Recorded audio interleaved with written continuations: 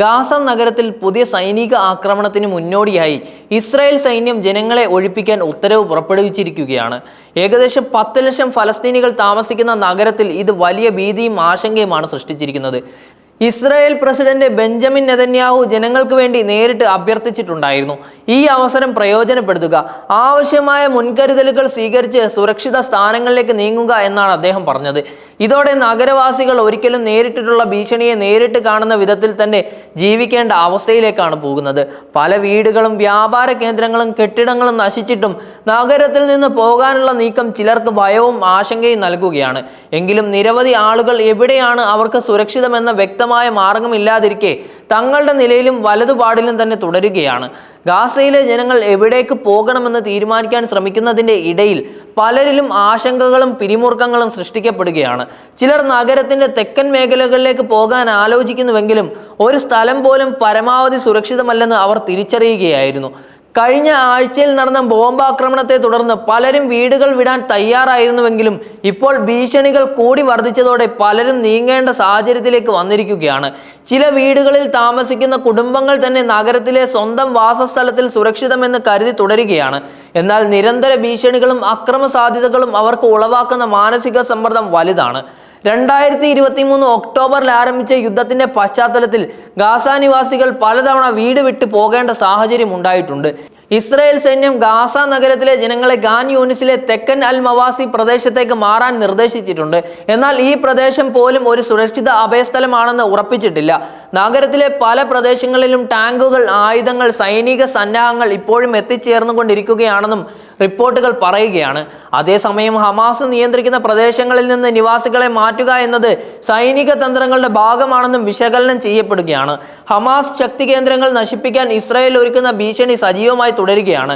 കരയുദ്ധത്തിനുള്ള സന്നാഹങ്ങൾ സജീവമാക്കുന്നതിനോടൊപ്പം റോഡുകളിലും പ്രധാന ഭാഗങ്ങളിലും ഇസ്രായേൽ സൈന്യം നിയന്ത്രണത്തിലേക്ക് കൊണ്ടുവരാനുള്ള ശ്രമങ്ങൾ തുടരുകയാണ്. എന്നാൽ സൈനിക സന്നാഹങ്ങൾ മുഴുവൻ സ്ഥലത്ത് എത്തിച്ചേരാതിരിക്കുകയും ചില പ്രദേശങ്ങളിൽ ഹമാസ് നിലനിൽക്കുകയും ചെയ്യുന്നുണ്ട്.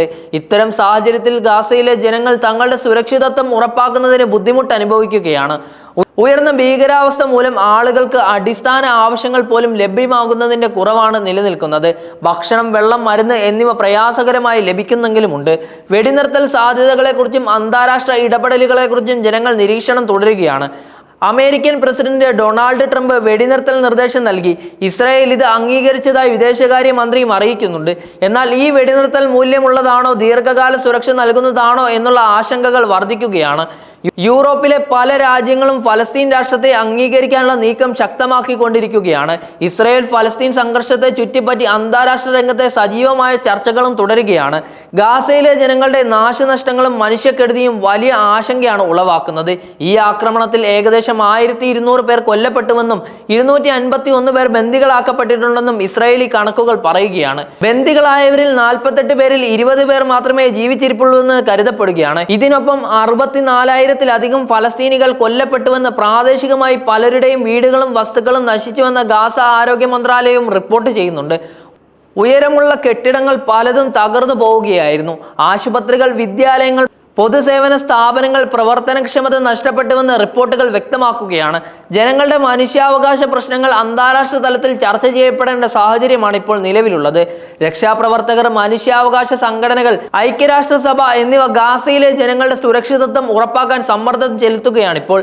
ഭക്ഷണം, മരുന്ന്, വെള്ളം എന്നിവയുടെ ക്രമീകരണം, കുട്ടികൾക്ക് വിദ്യാഭ്യാസം, സ്ത്രീകളുടെ സുരക്ഷ, ഗുരുതരമായി ബാധിക്കപ്പെടുന്ന ആർക്കിടെക്ചറുകൾ എന്നിവയാണ് പ്രധാന പ്രശ്നങ്ങൾ. പല ഫലസ്തീനികളെയും ആശ്രയരഹിതരായി മാറുകയും അക്രമഭീതിയാൽ മാനസികമായി അണപൊട്ടുകയും ചെയ്യുന്നുണ്ട്. ഗാസയിലെ നിവാസികൾക്ക് ഒരൽപ്പം സുരക്ഷിത സ്ഥലം ലഭിക്കാതെ തുടരുകയാണിപ്പോൾ. ബോംബാക്രമണങ്ങളും ടാങ്ക് നീക്കങ്ങളും ജനങ്ങളെ ഭീതിയിലാക്കുകയാണ്. പലരും ദുരിതാശ്വാസ ക്യാമ്പുകളിൽ അഭയം തേടാൻ ശ്രമിക്കുകയാണ്.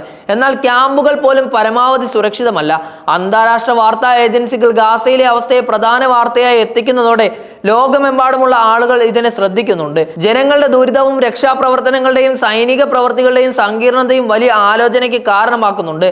ഭൗമരാഷ്ട്രീയ വശങ്ങൾ, ഇസ്രായേൽ ഹമാസ് ബന്ധങ്ങൾ, അന്താരാഷ്ട്ര ശക്തികളുടെ ഇടപെടലുകൾ എന്നിവ ഗാസയിലെ ജനങ്ങളുടെ ജീവിതത്തെ നേരിട്ട് ബാധിക്കുകയാണ്. ജനങ്ങൾ എവിടെ സുരക്ഷിതമായി കൊള്ളാം, ഭക്ഷണം, മരുന്ന്, വെള്ളം എന്നിവ എവിടെ ലഭിക്കുന്നുവോ, കുട്ടികൾക്ക് പഠനാവശ്യം ഉറപ്പുണ്ടോ എന്നുള്ള തുടങ്ങിയ കാര്യങ്ങൾ വലിയ ആശങ്കയായി മാറുകയാണ്. സൈനിക പ്രവർത്തനങ്ങൾ തുടരുന്നത് ജനങ്ങളുടെ മാനസികാരോഗ്യത്തെയും ഭാവി കാര്യ മൂല്യത്തെയും വല്ലാതെ ബാധിക്കുന്നുണ്ട്. സമ്പൂർണ്ണ ഗാസ നഗരവും അധിഷ്ഠിത പ്രദേശങ്ങളും നശിച്ചു പോകുമ്പോൾ ജനങ്ങളുടെ ദുരിതവും അന്താരാഷ്ട്ര രാഷ്ട്രീയ സാമൂഹിക പ്രതിഫലനങ്ങളും വലിയ ചർച്ചകൾക്ക് കാരണമാവുകയാണ്. ജനങ്ങളുടെ ഒഴിയിലും സൈനിക സന്നാഹങ്ങളും ജനജീവിതത്തെ മുറിപ്പെടുത്തുകയാണ്. ബലാത്കാരങ്ങൾ, ദുരിതാശ്വാസ പ്രവർത്തനങ്ങൾ, അന്താരാഷ്ട്ര ഇടപെടലുകൾ എന്നിവ ചേർന്ന് ഗാസയിലെ ജനങ്ങളുടെ ഭാവി അനിശ്ചിതത്വമാക്കുകയാണ്. ഈ പശ്ചാത്തലത്തിൽ ഗാസയുടെ നിവാസികൾക്ക് എത്രത്തോളം സുരക്ഷ ലഭിക്കുന്നുവെന്ന് കണക്കാക്കുക വളരെ പ്രയാസമാണ്.